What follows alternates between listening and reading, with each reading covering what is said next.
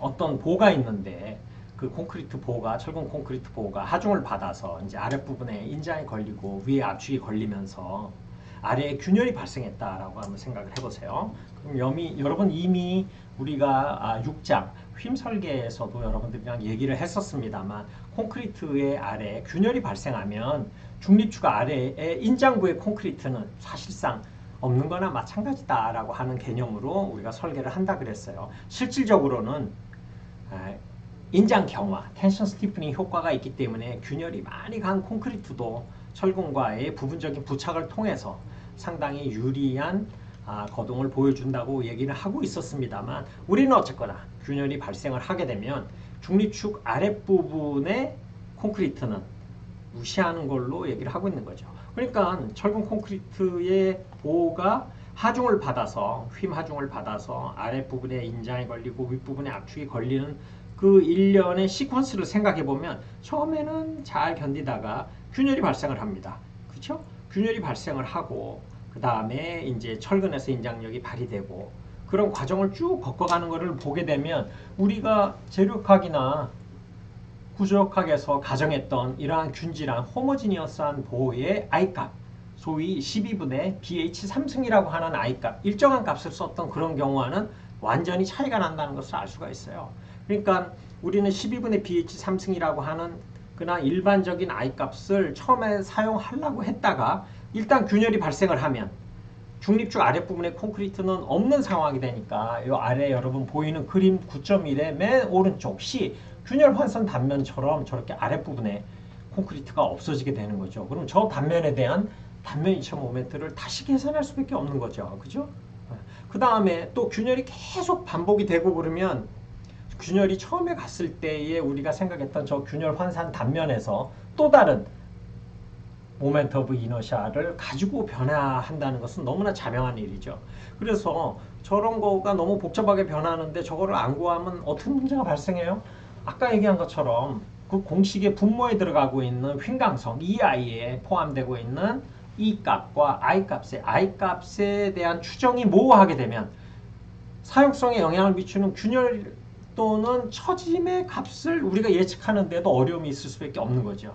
그러니까 이 처짐에 대한 이런 얘기를 할 때 우리는 우선 먼저 철근 콘크리트 보의 단면 특성에 대해서 얘기를 해야 맞는 거죠. 그래서 단면 특성을 왜 해야 되는가? 콘크리트는 균열이 발생하기 때문에.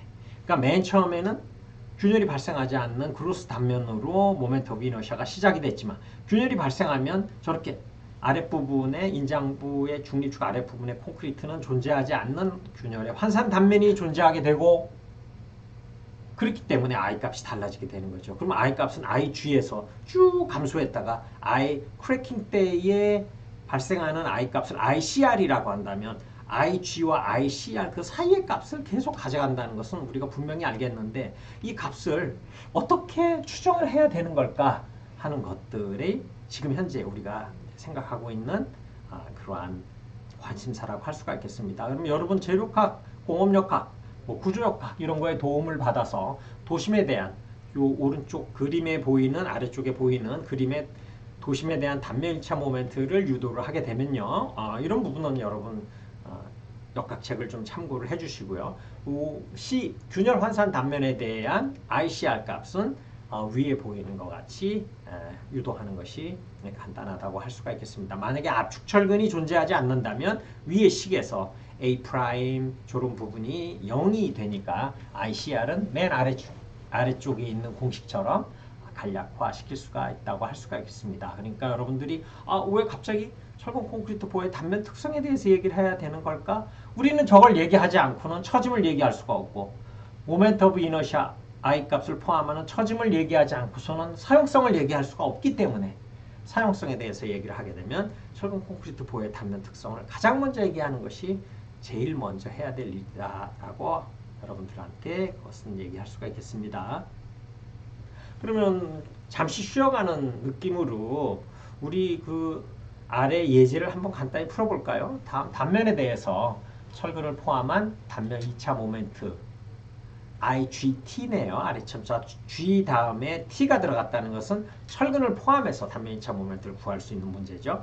콘크리트만의 단면 2차 모멘트, I 그냥 그로스 섹션에 대한 거. 그 다음에 균열 환산 단면 2차 모멘트, ICR을 계산해 보세요. 라고 뭐 구체적인 계산은 여러분들이 한번 보면 좋겠죠. 콘크리트의 FCK는 28메가파스칼이고 FI는 요즘에 잘 사용하지는 않지만 그냥 예제 측면에서 300메가파스칼짜리 철근을 사용했다라고 가정을 합니다.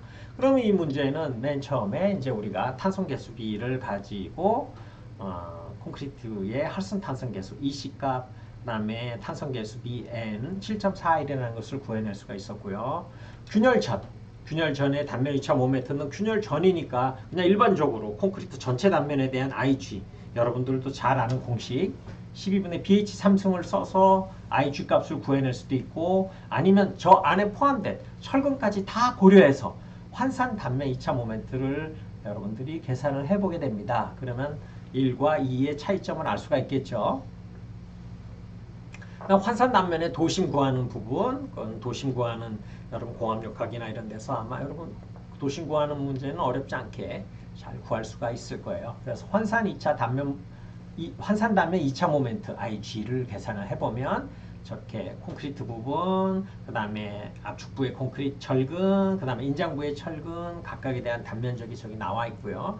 그래서 3번에 균열 환산 단면 2차 모멘트를 계산해 보면 저렇게 계산이 되고요. 중립축 Y0에 대한 단면 1차 모멘트를 우리가 늘상 계산했던 그런 방법대로 계산해 냅니다. 저 계산 자체는 어려운 게 전혀 없고요. 여러분들 시간을 좀 할애해서 한번 계산을 해보면 좋을 것 같습니다. 그래서 여기서 얘기하고자 하는 것은 균열 환산 단면 2차 모멘트 ICR과 균열이 발생했을 때 발생하는 단면 2차 모멘트, 즉 중립축 아래에 콘크리트가 없다라고 생각하는 그 단면으로 바뀌어버린 거니까 그러한 그 단면 2차 모멘트 ICL에 대한 것과 그 안에 들어가 있는 철근을 고려한 것과 고려하지 않은 것과의 그러한 차이를 그 비를 비교를 해보면 균열이 발생한 ICR과 IG의 비는 약 0.386 철근을 무시하고 계산한 경우죠.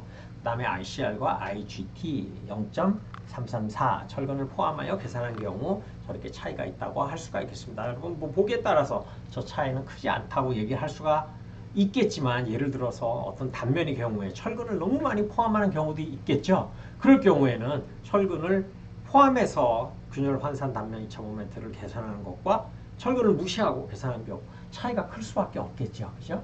그래서 그런 것은 상황에 따라서 여러분들이 잘 포함 여부를 결정하고 계산을 해야 될 것으로 생각해요. 또 철근 콘크리트의 보호의 단면 특성을 보게 되면 결국은 우리가 아까 얘기한 것처럼 IG 철근을 포함하면 IGT에서 시작을 해서 균열이 발생하면 결국은 ICR에 의해서 생각하게 되는 거죠. 그래서 그림 좌측 상단에 위치한 그림 9.2의 철근 콘크리트 보호의 전형적인 하중 처진 곡선을 보게 되면 철근을 포함한 환산 단면 IGT에 의한 처짐, 뭐 보고 있는 것처럼 스티프니스가 제일 높죠. 그 다음에 철근은 무시하고 그냥 콘크리트 전체 단면 IG에 의한 것이 그 다음 기울기가 되겠고요.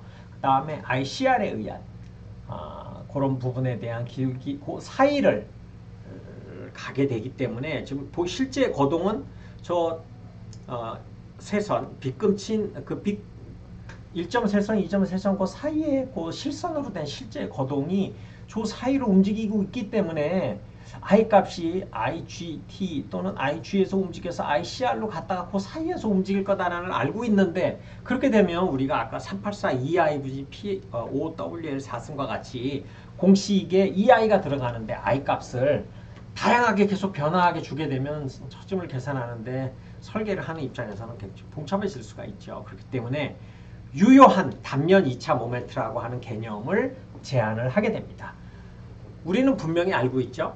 전체적인 I 값은 처음에 IG 또는 철근을 포함한다면 IGT에서 시작을 해서 균열이 발생되는 시점에 ICR로 가고 그 사이를 변화하는 것은 알고 있지만, 그렇게 되다 보면 단면 2차 모멘트가 계속 변화하는 그 변수를 가지고 식에 대입을 해야 되기 때문에 그러지 말고 유효한, 이펙티브한 단면 2차 모멘트는 그 사이 값에서 움직이고 있다라고 하나의 식 공식으로 우리가 활용을 하면 좋지 않겠나 해서 1973년 미국의 브랜슨이라고 하는 연구자가 제안한 평균적인 유효 단면 2차 모멘트를 구할 수 있는 식.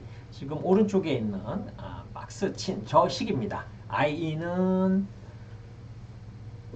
MCR, MA의 M승의 IG 플러스 그 다음에 ICR. 요것은 당연히 I 전체 그로스보다 작아야 되겠죠. 그 사이에서 움직이니까. 좀 위의 식을 조금 이렇게 우리가 다른 형태로 바꾼다면 IA는 ICR 플러스 IG 마이너스 ICR 이렇게 간략하게 될 수가 있습니다. 이것은 보게 되면 여러분들이 브랜슨이 제공하고 있는 저 식은 73년부터 아직까지도 우리나라에서 쓰고 있는 식에 활용이 되고 있으니까 50년이 벌써 넘었네요. 그죠?